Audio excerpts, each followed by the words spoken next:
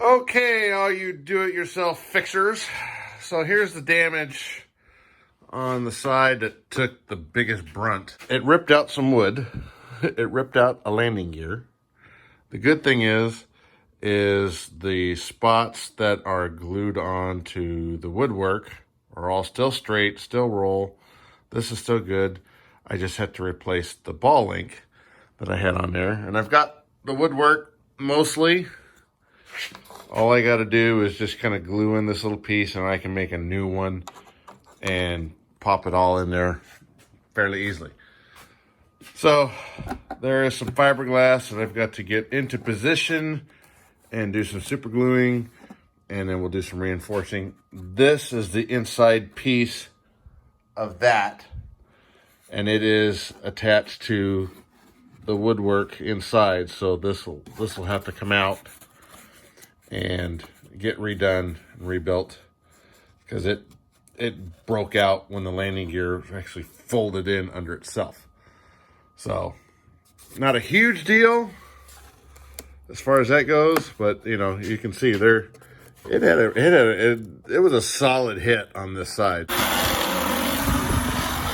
Oh, like that. I'll have to get positioned and glued, and then once I get that sort of fixed, then I can start cutting out the door, because the doors go like this and it comes all the way down to here.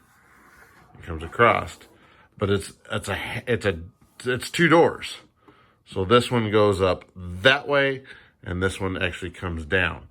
So that'd be the plan for now, and we'll get some progress going on this maybe someday. Who knows?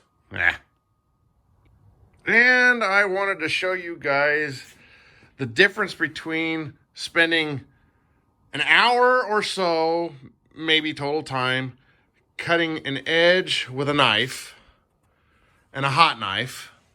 So I used an X-Acto knife, a little breakaway blade, and I scored it. I started with a straight edge. Here's my straight edge. And there would be the problem.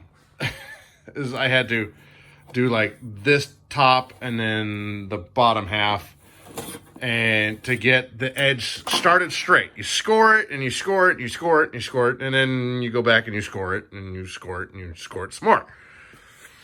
Takes forever. Done slowly, done properly, to try to get a straight edge. So yeah, okay. The other two edges, I did this edge and this edge with the razor blade. I did this edge and this edge with a very fine, super thin diamond blade. I mean, you see how thin it is. It's super thin. I don't think it's much thicker than the thickness of the blade on the razor knife. So I just wanted to see what the difference was. I spent all this time on here trying to get it nice and pretty, and I'm going to show you how bad it really is. So this is where you can see where I used the hot knife. On this last little bit, there was some really thick fiberglass right here just because of the way this fuselage is.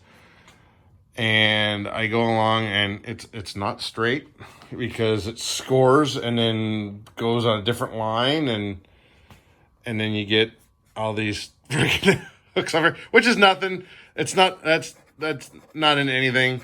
It's just in the paint, which is all going to get redone anyways. But you can see kind of how thick I have it, and you can see where it chips the paint. And so you got to kind of sand that down a little bit, you know, but it keeps the thickness of the edge very minimal. Now, here's the other side.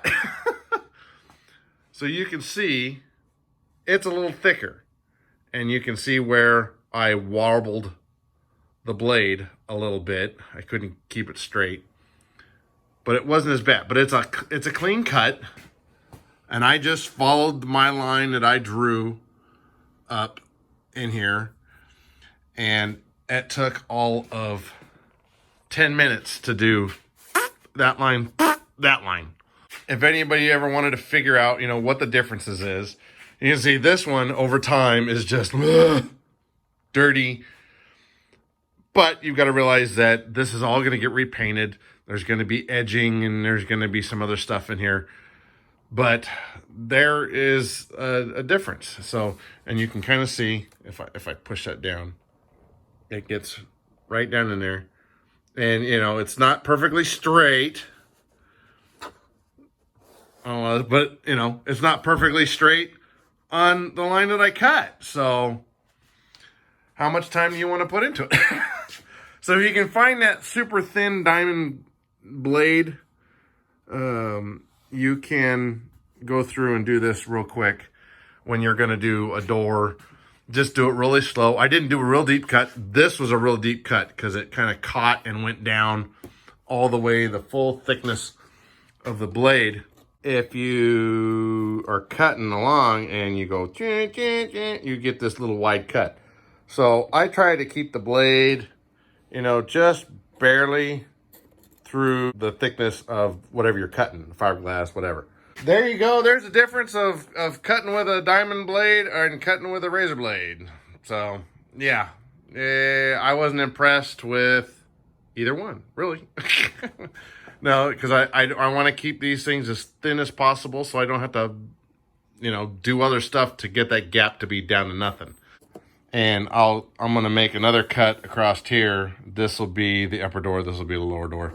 And I got a lot of building to do with it because the doors are so thick when they come down. But, this is some pretty thick fiberglass. And that was the thing with these Graupners is they're super thick. They're heavy. This is a heavy ass bird. So I got to get going here. And what's nice is now I can get in here and get this positioned where it needs to be. Tack it with some CA and then come on the inside, rough everything up, put some fiberglass and some epoxy in here and get this glued back together and fixed and sanded and polished and yeah. And then we'll go on to making the doors. So there's the gutted shell of the NH90. So yeah, it's we've got some work to do. Anyway, get out there and fix something.